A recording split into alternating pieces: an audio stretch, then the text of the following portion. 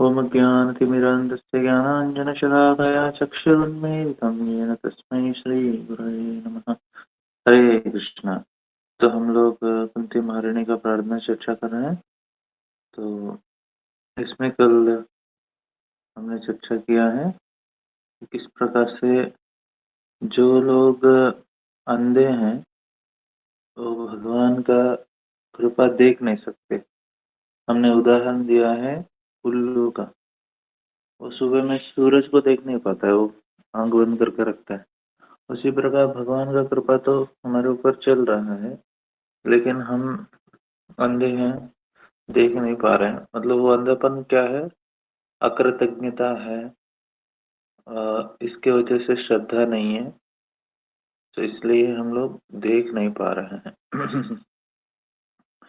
तो हर समय में भगवान का कृपा हमारे ऊपर हो रहा है। भगवान बहुत दयालु हैं। जो श्रद्धा नहीं है, जो कृतज्ञ नहीं है, वो देख नहीं रहे हैं। तो फिर हमने देखा कि किस प्रकार से कुंती महारानी भगवान का कृपा को देख पा रही है। तो फिर वो गुणगान करते हैं, यथा ऋषिकेश कलेन देवकी कंसेन रुद्धात् चिरं सुचार्पितम् विमोहिताहं च सहात्मजा विभो त्वयैव नाथेन मुहुर्विपद्गणा। तो हमने देखा था कि किस प्रकार से भगवान ने देवकी को बचाया। फिर कुंती महारानी बोलती हैं, लेकिन भगवान आप तो और भी दयालु हो, क्योंकि मेरे प्रति, क्योंकि देवकी को आपने बचाया, लेकिन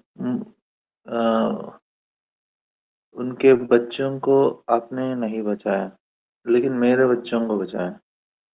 तो कुंती महारानी बोलते हैं आपने ज्यादा कृपा किया। क्यों? क्योंकि मेरा कोई सहारा नहीं है, इसलिए। देवकी को उनके पति थे, मेरा कोई सहारा नहीं है, सिर्फ आप एकमात्र सहारा हो। तो फिर वो बताते हैं, फिर अपन याद करती है, क्या याद करते हैं, क्या क्या भगवान ने बचाया है। 24वां श्लोक है, विषान। तो आप मेरे पीछे दोहरा सकते हैं, आपके पास श्लोक है तो। कल से मैं पोस्ट करने का प्रयास करता हूँ। मैं एक्चुअली ढूंढ रहा था हिंदी वाला, मेरे पास मिला नहीं। मैं ढूंढ के फिर कल से पोस्ट करता हूँ। विषान महाग्ने पुरुषाददर्शनात् असत्सभाया वनवासकृच्छ्रिता मृदे मृदे नेह महारताश्रितो धौम्यस्तश्चास्मि हरे विरक्षिता। तो बोलते हैं आपने हमको विषान महाग्नि, विष से बचाया, मतलब भीम को जब विष दिया था कौरव उस समय बचाया था। महाअग्नि, और आपने लाक्षागृह में हमको बचाया था अग्नि से। और विषान महाग्नि पुरुषार्थ, पुरुषार्थ मतलब ये जो हिडिंब हिडिंब राक्षस है उनसे बचाया। और असत सभाया, द्रौपदी को असत सभा से बचाया, अपमानित होने से। और वनवास कृच्छ्रिता, और वनवास में भी, जंगल में भी बहुत बार बचाया। और महारथे सर्विशान महाग्नि असत सभाया वनवास कृच्छ्रिता मृदय मृदय नेह महारथाश्रित। और कुरुक्षेत्र के संग्राम में बहुत बड़े बड़े ऐसे द्रौम्य और ऐसे, सॉरी, बड़े बड़े महारथी है उनसे बचाया। फिर अश्वत्थामा के अस्त्र से बचाया। तो पिछले श्लोक में कुंती महारानी बोलती हैं कि आप विभु हो, आप सब कुछ जानते हो। और बोलते हैं कि आप हर समय मेरे साथ हैं, हर स्थिति में मेरे साथ हैं। ये जो हमको लग रहा है कि हमने अपने आप को रक्षा किया है, क्योंकि बकासुर को कौन बचाया था? तो हिडिंबासुर से, बकासुर से भीम ने लड़ाई किया, लेकिन कुंती महारानी बोलते नहीं नहीं भगवान, ये तो आपने बचाया। लाक्षागृह में ये लोग खुद अपना एक सुरंग बनाकर भाग गए थे, कुंती महारानी बोलते नहीं नहीं आपने बचाया। और द्रौपदी के समय में तो सीधा सीधा बोलते थे आपने बचाया। कुरुक्षेत्र में ऐसा लग रहा है कि अर्जुन भीम और बाकी लोग लड़ाई कर रहे हैं, कुंती महारानी बोलते नहीं नहीं आपने बचाया। तो ये कुंती महारानी का सही क्योंकि वो बोलते हैं आप सब कुछ जानते हैं। और तो जब वो देख रही है कि कृष्ण भगवान ने कैसे उनको बचाया, तो पूरा जीवन उनके आँखों के सामने चल रहा है कुंती महारानी को, क्या-क्या हुआ हमारा जीवन में, और वो सारे जो कठिनाई हैं, सारा याद कर रही है। जब पांडव बहुत छोटे थे तब इस प्रकार से सभी समय में उन्होंने बचाया। तो सभी समय में अ, तो कुंती महारानी कृष्ण के इस कृपा को देख रही है, और उनके हृदय में कृतज्ञता का भाव आ रहा है। तो सभी, क्योंकि वो नहीं सोच रहे कि हम अपने आप से बाहर आए हैं। हर समय में वो कृष्ण को देख रही हैं। तो ये भगवान का कृपा हो सकता है एक। अ, तो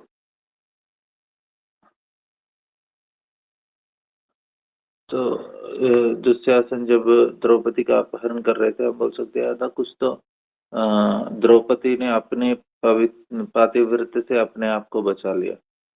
तो क्योंकि पातिव्रत, हर चीज़ को हम अलग तरीके पे से देख सकते हैं, क्योंकि भीम और विदुर ने मदद किया था, इसलिए लाक्षागृह से बाहर आ गए। और द्रौपदी पतिव्रता स्त्री थी, क्योंकि पतिव्रता स्त्री पहले भी हमने देखा, सीता को रावण ने छू नहीं सका क्योंकि वो पतिव्रता स्त्री। तो इसलिए बोल सकते हैं। और युधिष्ठिर भी बहुत ही धर्म धर्म के पालन करने, धर्मनिष्ठा विद्वान हैं। तो उनके अपने धर्म से उन्होंने द्रौपदी को बचाया। ऐसा बहुत सारा चीज़ बोल सकते हैं। लेकिन क्यों, और युद्ध में तो भगवान ने भाग भी नहीं लिया, तो हम बोल सकते हैं फिर कैसे जीत गए? वो तो अर्जुन, भीम और युधिष्ठिर का धर्म का पालन की वजह से जीत गए। तो ऐसा सब कुछ बोल सकते हैं, बट लेकिन अ, और अश्वत्थामा को भगवान ने बचाया ब्रह्मास्त्र से। तो भगवान बहुत लास्ट मोमेंट में आया थोड़ा बचाने के लिए। तो दो प्रकार के लोग होते हैं, जो लोग कृतज्ञता का भाव व्यक्त करते हैं, जो लोग अंधे होते हैं। तो एक लोग सोचते हैं, जो जब भगवान हमको याद रखते हैं, कृतज्ञता वाले, खुशी के समय में भी और दुख के समय में भी उनके हृदय में कृतज्ञता हर समय रहता है, और वो कृतज्ञता प्रेम के रूप में परिवर्तित होता है।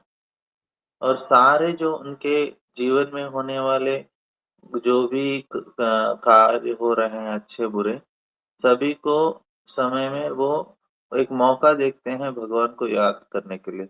लेकिन जो अंधे हैं, जो लोग आसुरी स्वभाव के हैं, वो जब सक्सेस आता है तो बोलते हैं हमारे वजह से आया, और जब हार जाते हैं तो फिर वो अपने बदनसीबी को और भगवान को भी कोसने लगते हैं, क्योंकि उनके हृदय में गर्व है।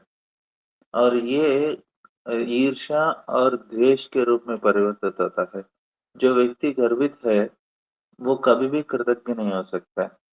जो व्यक्ति और कृतज्ञ व्यक्ति कभी गर्वित नहीं होता। तो ये उदाहरण देखना चाहिए, क्योंकि जो व्यक्ति अ, गर्वित है, उनको लगता है कि अरे!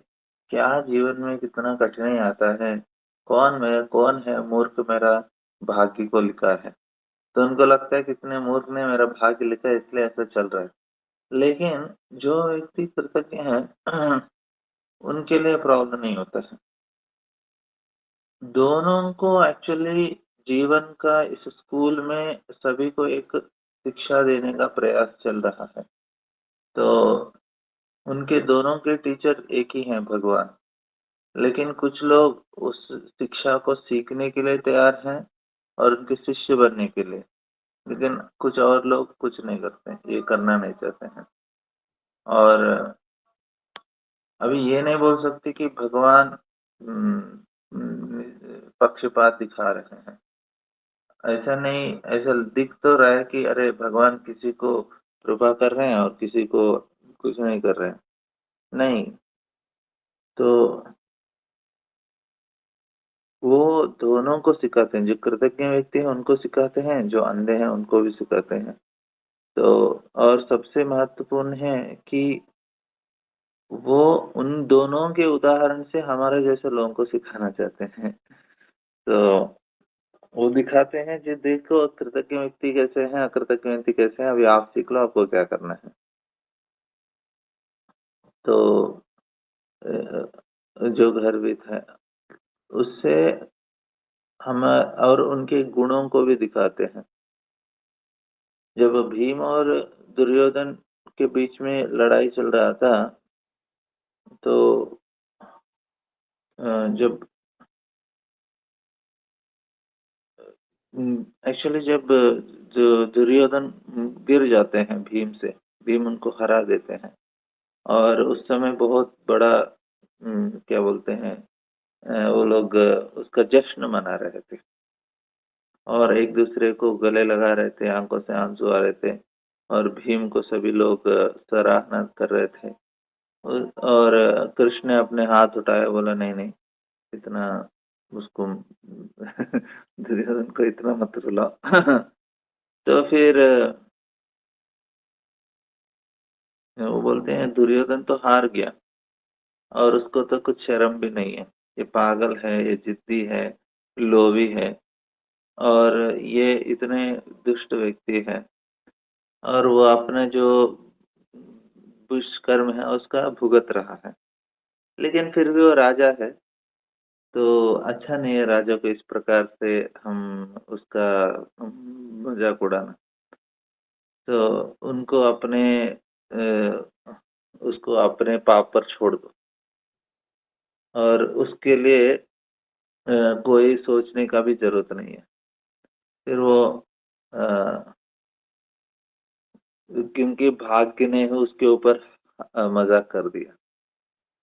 तो हमको इधर से उससे कुछ लेना-देना नहीं है, इधर से चले जाएँगे। तो ये जब शब्द सुनते हैं ना दुर्योधन, तो उसको बहुत गुस्सा आता है। तो अपना आँख ऐसे उठाता है और कृष्ण की तरह देख के बोलता है, "आप क्या आप बोल सकते हैं कि ये मेरा भाग्य है? कैसे बोल सकते हैं?" वो जो कंस को मारने वाले कृष्ण, मुझे ये आपको ये मत सोचिए कि मुझे पता नहीं है। आपने ही भीम को मेरे जंग पे मारने का आपने ही इंडिकेशन किया है, आपने ही आइडिया दिया है। आप ये मत सोचिए कि मुझे पता नहीं है।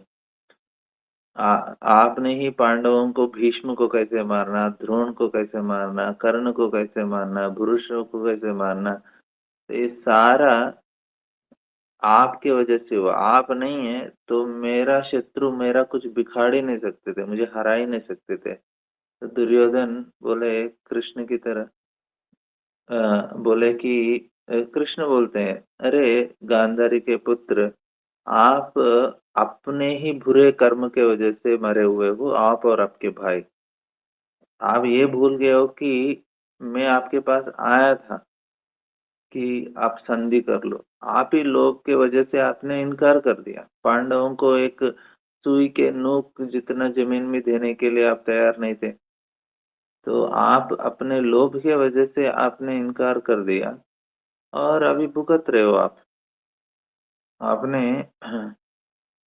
जब द्रौपदी का अपमान किया था तभी आपको मैं मारने वाला था।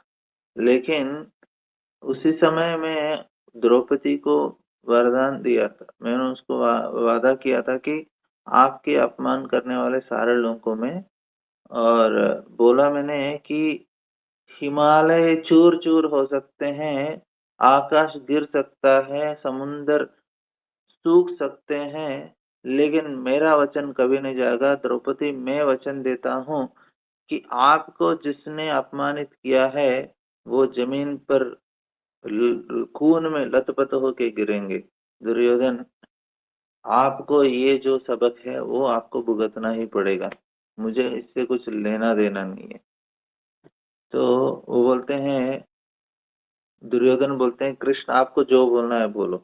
दुर्योधन बोलते हैं कि मैं इतना अच्छा जीवन जिया हूँ। मैंने शास्त्र को पढ़ाई किया है, मैंने दान दिया है, मैंने यज्ञ आदि किया है।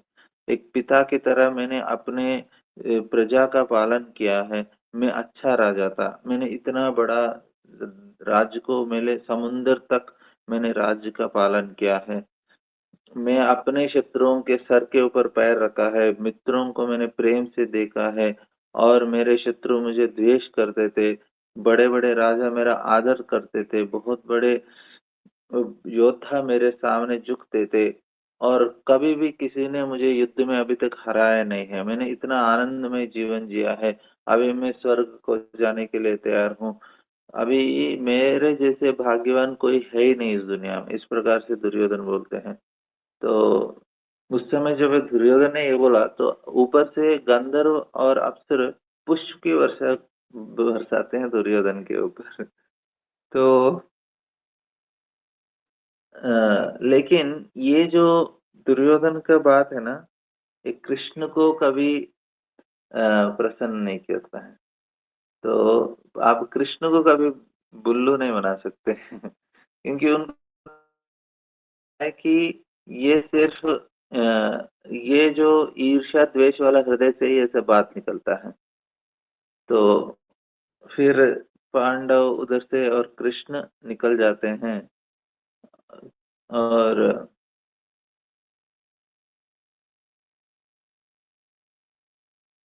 तो इस प्रकार से हम देखेंगे कि लोग जो गर्वित हैं, कृतज्ञ नहीं है, वो सिर्फ यही चीज़ है, भगवान का कृपा देख नहीं पाते। ठीक है? हरे कृष्णा। हरे कृष्ण। हरे कृष्ण प्रभु जी, दंडवत प्रणाम। दंडवत प्रणाम। हरे कृष्ण प्रभु जी, हरे दंडवत कृष्ण प्रणाम। कल से मैं पोस्ट करूँगा, एक-एक श्लोक भी आप लोग